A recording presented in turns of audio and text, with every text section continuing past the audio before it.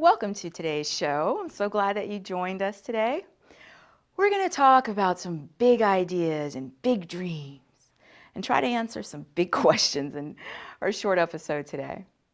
The topic is, what do I want to do when I grow up? Now, there's lots of different angles. People ask themselves, is this the right career for me? Am I in the right path? Should I go back to school and get more education? And a lot of people come to me and say, Courtney, I want to be like you. I want to be self-employed. I want to own my own business. I want to be the master of my own destiny. So let's talk for a little bit. Join me. This is a really, really exciting area for me. As you know, one of the things that I do professionally is I do teach. I'm a professor in the graduate school at the University of Maryland, University College, and I teach M.B.A. students, and I constantly have students ask me, many of them very, very successful individuals already accomplished in their career, many of them mid-career or even retiring from an earlier career and looking at what they're going to do with the rest of their lives. And I always think, gee, how do you answer, what do I want to do when I grow up? And I think it's the wrong question. The conclusion that I've come to is that we're boxing ourselves in. One, we're limiting our choices. What do I want to do when I grow up? Two, we're acting as if there should be some sort of definitive answer. Now, I, like everybody else, has watched and read about people who you see interviewed and they're extremely successful, like they're an Olympic athlete. And they'll say in the interview, I knew when I was 3 years old, this is what I wanted to do. And I got up every day at 3 a.m. and I coached and was trained and I was disciplined and I practiced and whew, I'm still doing it. And that's how I became an elite champion. Now, clearly that does happen for a small majority of people. I know it's probably difficult for many of you to tell, but I am not an Olympic athlete. In fact, I wasn't even successful enough to be able to stay on the track team in high school. In fact, I was booted off the track team in high school. And I believe it may have something to do with the fact that I'm slow and uncoordinated and unable to run fast or jump far. So we're not all born with these natural talents and gifts and able to develop those and go in one linear path. That leaves a lot of us left asking, what am I going to do? And I think the subtext to that is, who am I? And I think the fear in that question is, who should I be? And for some people, the underlying issue is, who do other people want me to be? I think the question that we should ask ourselves in this current global economy, with all these technology inventions and the changes that are coming along, I think we should ask ourselves a different question. And that question is, how do I want to work? So it's not what do I want to do, or who do I want to be, or what should I be, but the question is, how do I want to work? One of the things that I had the pleasure of experiencing is I had a lot of different jobs when I was a teenager and working my way through college. So I have had the pleasure and the privilege of working. I believe my very first job, I made $3.85 an hour. Oh, I'll never forget those big paychecks. Sometimes they'd be 30, 40 bucks. Woo! I would spend it all so quickly. I've worked a lot of minimum wage jobs. And the thing that I learned while I was working those jobs was, one, I probably wanted to do something different than work fast food. Two, even if I had stayed in fast food and had the opportunity and the privilege to become a manager, I learned that I like to work for myself. And I started to understand that the question shouldn't be, what do I want to be when I grow up? Because a lot of us, myself included, I still don't know. I still don't know. I do lots of different things that I enjoy. I enjoy being an attorney. I enjoy going to court. I was in court yesterday. I'll be in court tomorrow. I love it. I enjoy being a professor. I think it's fun. I love to teach and learn.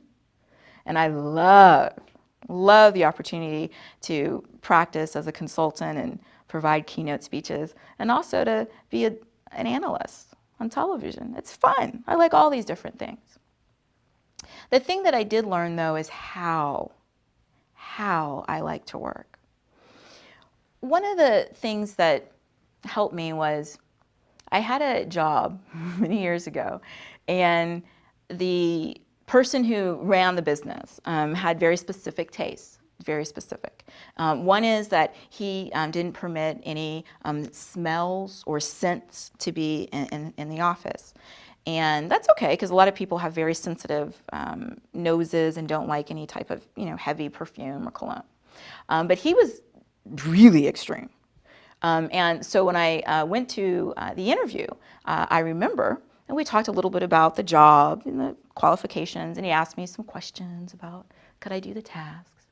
And then he walks up next to me, and he leans in, and he goes,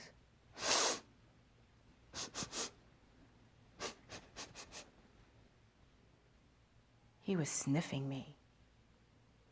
Okay.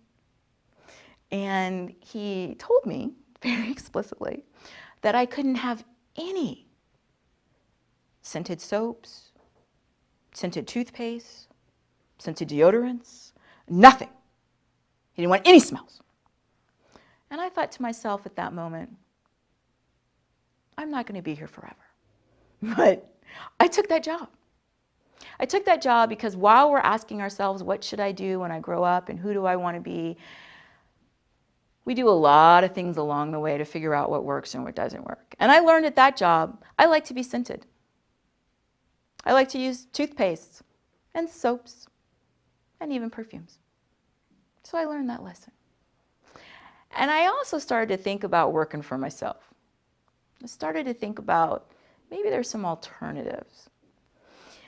Another opportunity that I had for growth during this time period is I was fortunate. I realized very early in middle school and high school, I realized one thing about myself that's held true to this very, very day. I am not naturally a morning person. I'm not someone who wakes up at 4 a.m. and says, whoa, happy day, world. It's going to be awesome. I can't wait to get out there. I'm ready to go. Now, certainly, as all professionals, I'll get up and plan ahead and do my best, but I just am not that person. I'm not really the morning person. I'm more of a night owl. So I had the brilliant idea a few years ago as I started to explore this question of how should I work? I thought, why don't I get a night job? So I went and I got a job on an assembly line in a computer manufacturing company. And the wonderful thing about it was a 6 p.m. to 6 a.m. shift. You were on 4 days one week, and then you were on 3 days the next week. So I thought, this is perfect. I'm a night owl. I'd love to be up at night. I'm sure this will be great. So I remember I went to the training, and they had us in there, and they trained us very quickly, because basically on this assembly line, we just sat in one place, and there was a conveyor belt, and items moved by. And then my job was to take one little piece and stick it on this circuit board. And that was it. That was all I had to do for 12 hours. So after they finished training me, they said, are you ready? Can you handle it? And I said, yeah, I think I can. I think I'm ready. I knew how to pick up the piece and stick it on the circuit board. And that was it. So the shift starts, and I'm brand new, and I'm looking around, and there's people on both sides of me. And I think to myself, this is going to be great. It's nighttime, and I learned this job. I'm capable of sticking this piece here on the circuit board. I'm going to be awesome. So I started working, and 12 hours, that's a long time to fill. So I thought, what I'll do to kind of make my new friends here at work and to kind of blend in with everybody is I'll just work my best. I'll work as hard as I can, and I'll show everybody I'm a hard worker, and then they'll like me, and it'll be fun. So I was working quickly, as fast as I could. I was putting the little piece on the circuit board, and I was moving it down. I was working as fast as I could, moving it, working. There I was. Ooh, I was sweating. I'm sweating thinking about it. So I thought this would be fantastic. And then I started to hear some comments from my new coworkers down the assembly line, and they were not happy. And I heard them say things like, why are you working so hard? You need to slow down. At first, I thought, what? We're here to produce. We're here, we've been told, there's signs telling us how many of these things that we need to produce, and I'm here to work as fast as I can and to do my absolute best. But then I realized the faster I worked, the faster they either had to work to keep up, or it was going to make them look bad. And I realized that this was not a team and a department that was necessarily focused on how many of these can we produce. Instead, it was a little bit more focused on how can we make the 12 hours go by. I also learned in that experience, I am a night person, but I'm also somebody who wants to be able to do my best. And I don't want to be in an environment where I'm hindered and where the culture of the organization, they might say, and it might be from the very top that it is for excellence, but when you sort of get down to the level and day to day, everybody wasn't excited and fired up. Everybody was just sort of doing enough to get through the day. So I learned that part about how I want to work. I want to work in something that I care about, that I think is interesting. I want to work in something that plays to my talents. And I want to work in something where doing your best matters and not just showing up is enough. So all these questions I get from people, not just obviously my students, but people that I meet at speeches and people I meet at their companies, and really asking me, searching, what should I do? The question I'm posing is, how do you want to work?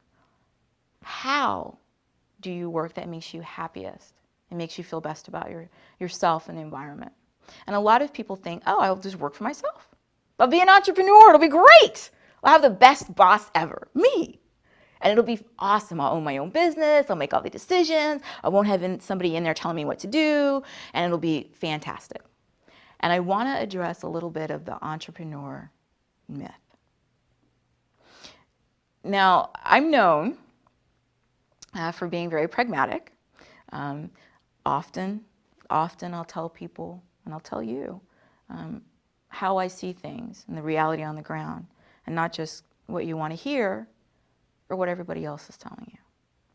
And one of the things that I'm firmly wedded to as an idea is that things are not easy. Whatever goal you might have, whatever plan you're working on, whatever aspiration, it is not easy, ever. Now, I know a lot of people are thinking, what? I thought as a motivational person and somebody who's here to help us, that you're going to tell us there is an easy way, that there is a way, that there's some kind of program we can buy or seminar we can attend or process we can go through, and it'll be easy and the answer will be there. There may be, and I'm just not aware of it. But for almost every endeavor that I've worked on for a client or in my own life, it is never easy. It is always extremely, extremely hard. Now, the good part of that is, if it was easy, everybody would do it. I mean, who on earth, who would wake up in the morning and say, good morning, world. I cannot wait to go work for my boss. I want to make them money. Nothing would make me happier than making my boss rich. If it was easy to work for ourselves, everybody would get up and go work for themselves. Who would work for anybody else? Wouldn't it be much better to sleep in till whenever you wanted? 9, 10, 11, noon? Wouldn't it be much better to have nobody telling you what to do? Wouldn't it be like a fantasy where you got to wake up when you wanted, work when you felt like it, take a nap when you want to? You would be 100% in control and nobody would tell you what to do. If you have that option, why would anyone get up at a certain time, to be at an office or logged into a work site at a certain time, to have somebody else tell them deliverables and timelines, to have somebody else hold them accountable, to have somebody else go over their work and give them feedback or make corrections, to have somebody else share their input? I mean, why would anyone want the stress and the hassle of all these constraints when you could just be free? almost like in a fantasy, sleeping and resting and working and playing. Who wouldn't want to be an entrepreneur if it really was that kind of a fantasy? The challenge is when you ask yourself, how do you want to work? You need to ask yourself a couple things. One, do you like a steady paycheck? I meet lots and lots of people who want to be entrepreneurs. And then I start talking to them, and more importantly, I start listening to them. And after just a few minutes, it's pretty clear to me they don't want to be an entrepreneur. They like the idea of a little bit more creativity and maybe doing something a little bit different, mixing things up in their business, but they don't want to be an entrepreneur because they don't want to get out there and have one big risk. If you're an entrepreneur, you can get out there and work really hard, really hard. And when payday rolls around, you can look to your bank account and see nothing. There is absolutely no paycheck guaranteed. That is sobering for a lot of people. And if you're somebody who likes the comfort of knowing, okay, it's payday, I'm gonna get my direct deposit, I'm gonna get this exact dollar amount, and you also like the security of having many large employers have voluntary benefits like sick leave, sick days, personal leave, vacation. I mean, wow. You know, really, you would get paid even if you didn't even go to work because you're on some sort of leave. That would be awesome. And then you get your paycheck and it would be the same on payday, like clockwork. If you like that type of framework for your life, and most people do, the reality is most people say, yeah, I have a family, I have bills. How am I going to pay my mortgage and pay my car note and pay my cable bill if I don't know how much money is coming in? How am I going to be able to plan ahead and take care of other people that are dependent on me if I don't know when I'm going to get paid or if I'm going to get paid? And they're right. It is very, very difficult to work for yourself because there are no guarantees and there's 100% risk.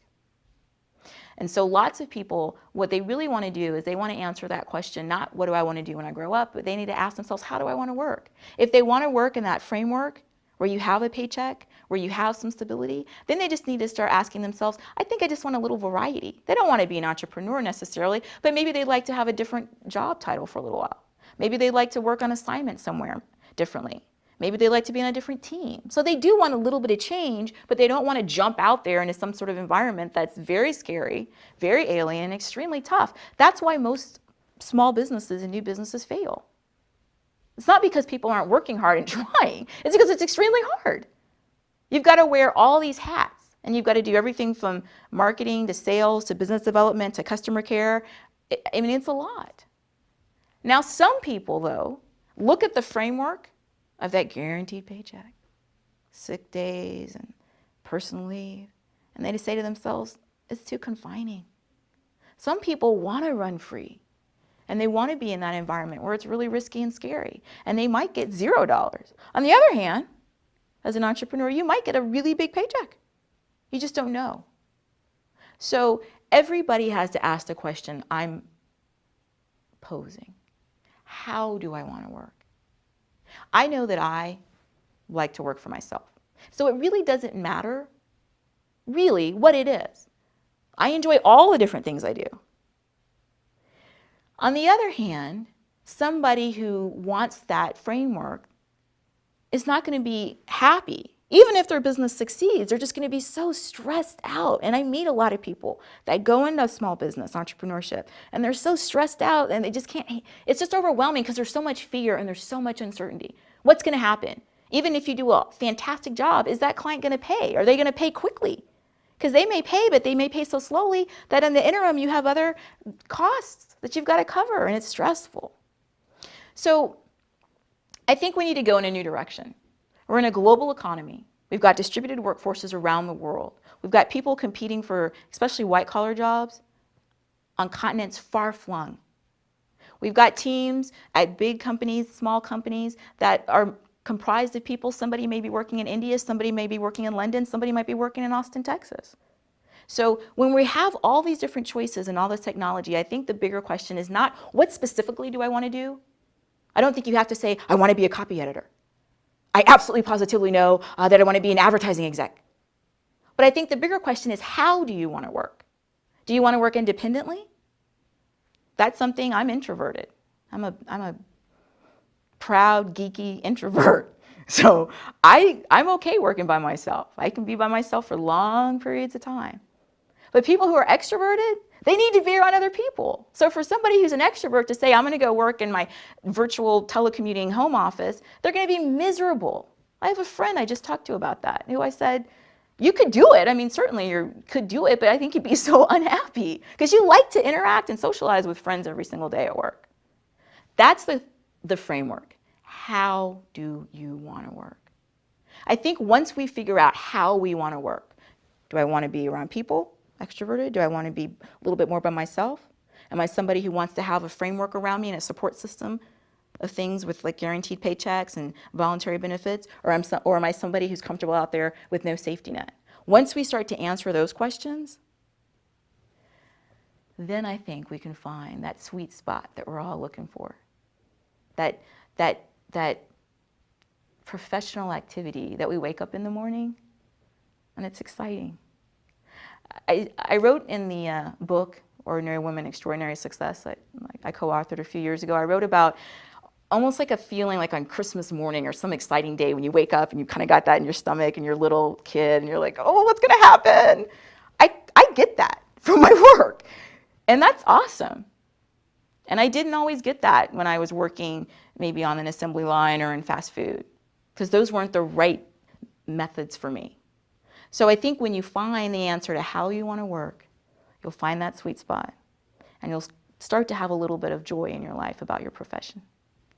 I thank you so much for joining us today. This is a tough, tough subject, but I have faith and thank you.